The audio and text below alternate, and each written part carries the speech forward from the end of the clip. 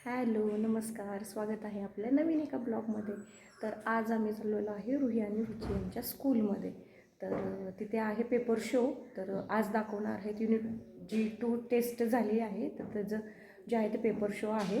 तर तिथे चाललेलो आहे. तर चला भेटूया आणि आजचा पूर्ण ब्लॉग नक्की बघा. इंटरेस्टिंग आहे. ते काय आहे ते मी तुम्हाला नंतर सांगणारच आहे. चला स्टे ट्यून.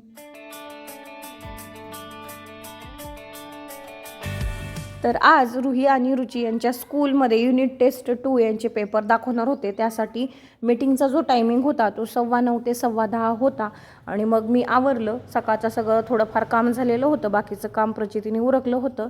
आणि मग मी रेडी झाले आणि मग स्कूलमध्ये आज जायचं होतं, त्यासाठी मग निघालो होतो. मग पहिल्यांदा केस वगैरे व्यवस्थित बांधून घेतली आणि मग जरा स्किनसाठी ही केलं, कारण आज 2 व्हीलरवर जाणार होतो. तर मग बघू शकता पार्श्व आणि मी निघालेलो आहे. पार्श्व झोपला नाही, त्यामुळे त्याला पण घेऊन गेले, कारण आता जरा थंडी कमी झाली होती आणि त्याला पण घरात सारखं राऊंड राऊंड बोर होतं. मग म्हटलं चला आज पार्श्वला पण घेऊन जाऊया.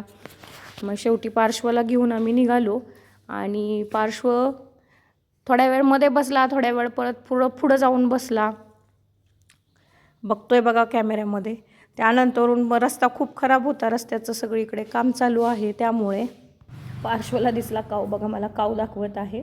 आणि पार्श्वला यासाठी नेलं होतं की त्याला आता स्कूलमध्ये ह्या जूनपासून त्याला पण स्कूलमध्ये पार्श्व आणि प्रणील दोघांचं ॲडमिशन घ्यायचं आहे. तर मग एक म्हटलं ओळख होऊन जाईल त्याला आणि त्यालाही छान असं वातावरण वाटेल तिथलं. आणि ओळख झाली, एकदा दोनदा नेला म्हणजे जरा मला वाटते बसेल. आणि मग त्यासाठी त्याला नेलं होतं, कारण जूनमध्ये आत्ता ह्या दोघांनाही 3 पूर्ण होत आहेत, 4थं लागते. मग म्हटलं चला त्याला पण आता नेऊया. तर रस्त्याचं सगळीकडे पूर्णपणे काम चाललेलं होतं. तर एक साईड जी आहे ती बऱ्यापैकी पूर्ण झालेली होती, पण मध्ये मध्ये ट्रॅक्टर आणि ते असल्यामुळे जायला जरा उशीरच झाला. तर मग सगळ्यात आधी म्हटलं की त्यानंतर आधीमध्ये मी सांगितलं होतं की माझ्याकडे ये म्हणून. मग तिचा फर्स्ट टाईम तिचा पेपर चेक बघितले आणि मग त्यानंतर मग रिटर्न येताना रुचीकडे गेले. आणि रुचीचा नेहमीप्रमाणे फर्स्ट रँक आलाच होता. आणि मग शेवटी घरी आलो. घरी आल्यानंतरून मला खूप डोकं आणि ते दुखायला लागलं, त्यामुळे मी जरासा अर्धा तास पडले. आणि नंतरून मग आज होता ह्यांचा बड्डे. मग त्यासाठी मग आधी म्हटलं आता प्रिपरेशन करावेत.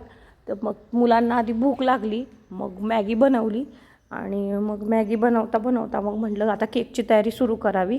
डोकं ते फार माझं जाम झालं होतं.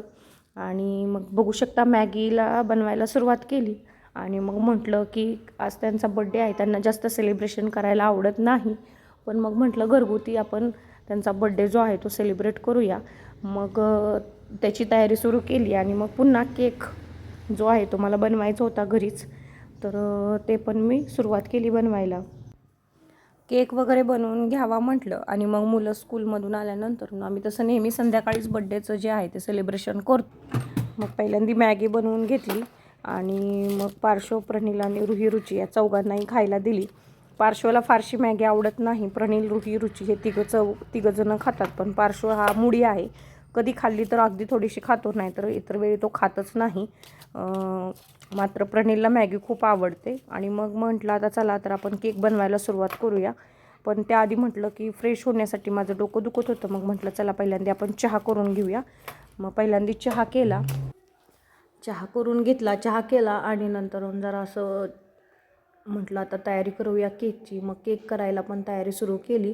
आणि मग चहा उकळेपर्यंत मुलांची मॅगी पण होत आली होती. आणि एका साईडला मी तवा जो आहे तो गरम होण्यासाठी ठेवला होता. मग चहा पिला आणि मग शेवटी बरं वाटलं जरा. आणि मग बड्डे सेलिब्रेशन करायला घेतलं. आणि बघू शकता रुची खूप कंटाळली होती, व्हिडिओमध्ये बघत आहात आपण.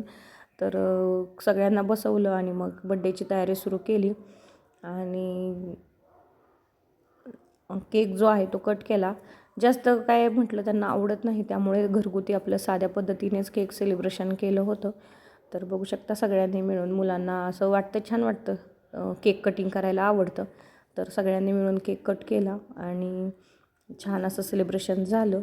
तर कसा वाटला हा आजचा व्हिडिओ नक्की मला कमेंट करून सांगा आणि व्हिडिओ आवडल्यास नक्की लाईक कमेंट आणि शेअर करा. थँक्यू. भेटूया पुढच्या ब्लॉगमध्ये. तर स्टे ट्यून. थँक्यू.